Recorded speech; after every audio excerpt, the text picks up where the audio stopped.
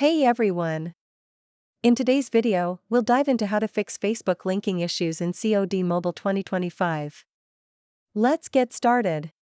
First, let's talk about common causes that can lead to linking problems, like outdated apps or incorrect Facebook settings.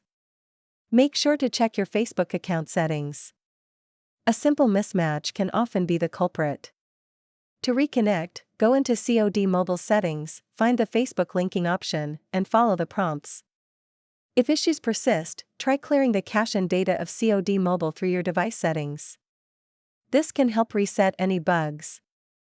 Don't forget to keep your COD Mobile updated to the latest version. Updates often fix bugs. As a last resort, you can reinstall COD Mobile. Just make sure to back up any important data. If you encounter login errors, follow the troubleshooting steps on both COD Mobile and Facebook support pages. Sometimes the problem might not be on your end. Check if there are any server issues or outages affecting the game. In conclusion, following these steps should help you link Facebook with COD Mobile smoothly. Happy gaming!